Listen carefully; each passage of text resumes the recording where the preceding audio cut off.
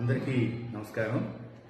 నేను పలాస జిల్లా ప్రకటించకపోయిన తర్వాత పలాస, టెక్కలి, పాతపట్నం, ఇచ్చాపురం ప్రాంతీయ ప్రజలందరూ పడుతున్న ఆవేదన, పలుమార్లు మా పలాస జిల్లా ప్రకటించి ఆపివేసిన తర్వాత రాకపోవడం వల్ల జరిగే నష్టాలు, దానివల్ల జరిగే అభివృద్ధిలో జరిగే మా వెనుకబడిన జిల్లా జరిగే లోపాల గురించి ప్రజలు క్షుణ్ణంగా తెలుసుకున్నారు.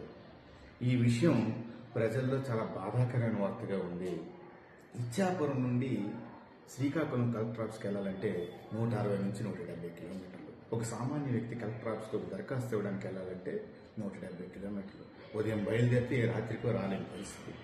అలాగే కలెక్టర్ ఆఫీస్ కానీ, ఎస్పీ గారి ఆఫీస్ కానీ, ఏ ఆఫీస్కి వెళ్ళినా ఇదే పరిస్థితి. ఇటు విభజన ఆంధ్రప్రదేశ్ తర్వాత మనకు ఆంధ్రప్రదేశ్లో మనం 13 జిల్లాలతో ఉన్నటువంటి మనం ఈరోజు ఆ 13 జిల్లాలు 26 చేసాక కూటమి ప్రభుత్వం వచ్చి మరో 5 జిల్లాలు పెంచుతామని చెప్పారు. ఆ 5 జిల్లాలు పెంచేటప్పుడు మొట్టమొదటి జిల్లాగా ఓ ప్రకటనలో పలాస జిల్లాను చేస్తామని చెప్పారు. నిజంగా ఈ ప్రాంత ప్రజలు అందరూ కూడా చాలా సంతోషించారు. నిజంగా మన పలాస జిల్లా అయిపోయింది అనుకున్నారు. తీరా చూస్తే కేబినెట్ మీటింగ్లో పలాసను పక్కన పెట్టివేయబడారు. ఇది చాలా దురదృష్టకరమైన సంఘటన. పలాస జిల్లాగానైతే ఈ ప్రాంత ప్రజలకి విపరీతమైనటువంటి ఉపాధి కలిగే అవకాశాలు ఉన్నాయి.